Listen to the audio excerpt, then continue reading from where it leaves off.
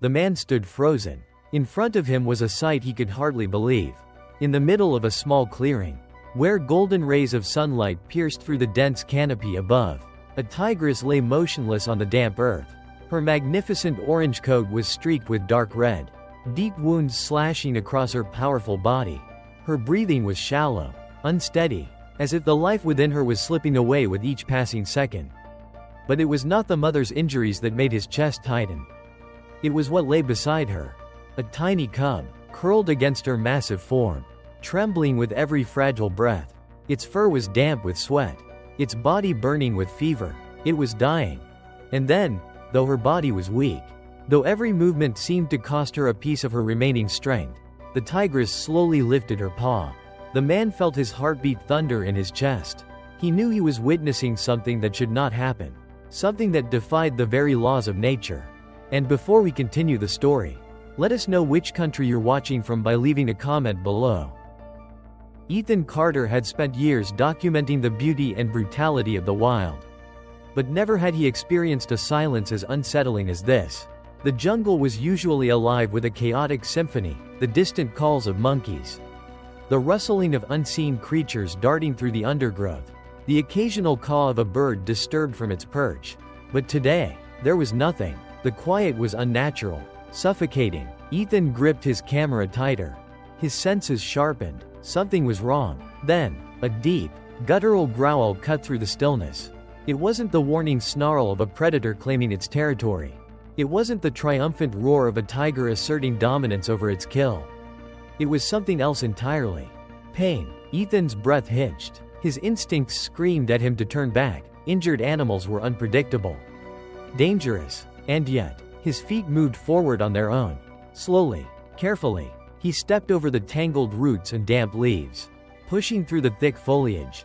The growl came again, lower this time, almost a whimper. Ethan pushed aside a curtain of vines. And then, he saw her. A tigress. She lay on her side in a small clearing, her enormous body heaving with labored breaths. The golden orange of her fur was marred by deep slashes, dark with dried and fresh blood. Her massive ribs moved unevenly, her muscles quivering with exhaustion. She had fought, and lost, but that wasn't the most heart-wrenching sight. Beside her, curled in the crook of her heavy paw, was a cub, tiny, frail, barely moving. Ethan swallowed hard. The little one's breath was shallow, its small chest rising and falling in weak, unsteady rhythms. Fever radiated from its tiny body, its fur damp with sweat. A sick cub, a dying mother. His grip on the camera slackened. He had come here to capture the untamed beauty of the jungle, to show the world the raw magnificence of nature. But now, standing before the fragile thread between life and death, photography felt meaningless. He should turn back. He should let nature take its course. But then, the tigress did something that made his breath catch. She opened her eyes, those piercing, golden eyes, and looked straight at him. Ethan froze. Every muscle in his body tensed, expecting a snarl, a lunge, a final burst of protective aggression. But none came. Instead, with great effort, she moved, slowly, painfully. She dragged her bloodied paw away from the cub. Ethan's pulse thundered in his ears. The gesture was clear. She was not protecting it anymore. She was surrendering it. His mind reeled. This went against every instinct, every rule of the wild. A mother, especially a tiger, would never willingly give up her young. And yet, here she was, breaking the most primal law of nature. Because she knew she wouldn't last much longer. And she knew her cub wouldn't, either, not without help. Ethan's throat tightened. He had spent years documenting the harsh reality of the jungle, watching creatures kill and be killed, witnessing the unforgiving balance of life. He had always told himself he was an observer, not a participant. But this was different. Cautiously, he crouched. The jungle floor was damp beneath his knees as he inched forward. The tigress let out a soft, rumbling breath, but she did not move. She only watched. Ethan reached out, his fingers brushing the cub's fur. It was too warm, burning with fever. He hesitated, glancing up at the mother. She blinked slowly, her body trembling with exhaustion. A silent permission, heart pounding. Ethan gently scooped the cub into his arms. It barely reacted, too weak to resist. Its tiny form was hot against his chest. Its shallow breaths rapid and unsteady. The tigress exhaled, her body sagging further into the earth, as if the last of her strength had left her. Ethan took a step back, then another. He expected the mother to snap, to change her mind, to lunge forward with a sudden burst of primal instinct. But she didn't. Instead, she did something even more unthinkable. With a shaky, unsteady motion, she pushed herself up. Her massive frame trembled, her muscles barely obeying her will. Bleeding, wounded, dying, and yet, she followed him. Ethan's heart pounded as he cradled the feverish cub against his chest. The tiny creature barely stirred, its shallow breaths hot against his shirt. Every instinct told him to move quickly, to get out of the jungle before the mother's nature reasserted itself, before she remembered she was a predator. But she didn't attack, she followed, wounded, weak, but determined. The massive tigress stumbled behind him. Her golden eyes never left her cub. Every step she took was labored, her bleeding flank leaving a faint trail in the damp earth. Ethan moved cautiously, afraid to startle her. The weight of the cub felt impossibly heavy in his arms. Not in mass but in meaning. The mother had trusted him, a human, with her dying baby. And now, she was trusting him with something even greater.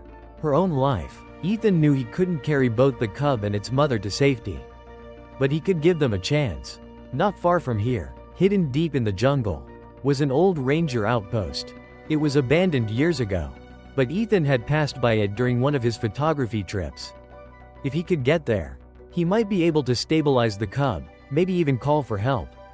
But the journey wouldn't be easy. The tigress staggered forward, her breathing ragged, her strength was fading. Ethan knew she had little time left. He took a deep breath, adjusting the cub in his arms, and moved faster. The jungle closed around them, vines twisting overhead, thick roots clawing at the earth like gnarled fingers. The air was thick with humidity, and every step felt heavier, the weight of the moment pressing down on him. Behind him, the tigress let out a soft, guttural sound, somewhere between a growl and a whimper. She was slowing down. Ethan turned back, his chest tightening. The mother tiger's legs trembled, her body swaying dangerously. She took one more step, then collapsed. No, Ethan breathed, his grip tightening around the cub. She wasn't dead, not yet, but she was too weak to continue. Ethan knelt beside her, setting the cub down gently. His hands hovered over her wounds, unsure of what to do. He had no medical supplies, no way to stop the bleeding. For the first time, the mother tiger looked vulnerable. Not as a predator, not as the queen of the jungle, but as a mother. Desperate to protect her child, Ethan made a choice. He couldn't carry her, but he could stay. With careful hands, he lifted the cub again and settled himself beside the dying mother. His fingers traced along her fur, feeling the rise and fall of her breath, the tremors that ran through her exhausted muscles. "I'll help you," he whispered, knowing she couldn't understand, but hoping, somehow, she did. The jungle stretched around them, vast and indifferent. The mother tiger let out a long, slow exhale and closed her eyes. She was still alive, but for how much longer? Ethan needed to act. He placed the cub in his lap and reached for his backpack. Fumbling for his canteen, he had little water left, but it was better than nothing. Carefully, he poured a few drops into his hand and pressed them to the cub's dry lips. The tiny creature shivered but made no effort to drink. Too weak, his chest tightened. He had to keep it alive. Then, an idea struck him. He looked at the mother tiger. Her breath was slow, but she was still there. And despite her wounds, her body was warm. Gently, Ethan placed the cub against her fur. The little one barely moved. But after a few seconds, it let out a soft, pitiful sound, almost like a sigh. It nuzzled closer to its mother's warmth. It wasn't enough, but it was something. Ethan sat back, exhaling. He had bought them a little more time. Now, he had to figure out what came next. The jungle was vast, and they were alone. Would help come in time? Or had he just made a promise he couldn't keep? He didn't know. All he knew was that he wasn't leaving them behind. Not now, not ever. Ethan ran through the jungle, his breath ragged, his arms wrapped tightly around the fevered cub. The tiny creature barely moved, its fragile body radiating heat against his chest. Every fiber of his being screamed at him to move faster. But the jungle was relentless. Twisted roots threatened to trip him. Thick vines clung to his arms like grasping fingers. He had left the mother behind, bleeding and weak, but there was no other choice. If he didn't get help, she and the cub would both die. The abandoned ranger outpost was his only hope. After what felt like an eternity, Ethan stumbled into the clearing where the outpost stood, half hidden behind layers of creeping vines. The small wooden structure was battered by time, its roof sagging, windows shattered, but right now, it wasn't about shelter, it was about survival. Ethan shoved the creaking door open and rushed inside. The room was filled with dust and the scent of damp wood. But he barely noticed. His eyes locked onto an old metal cabinet in the corner. He crossed the room in 2 strides and yanked the rusted doors open. His heart pounded as he searched frantically. Then, there, a first aid kit, a few bottles of water, and at the very bottom, a radio. Ethan snatched it up, fingers shaking as he twisted the dial.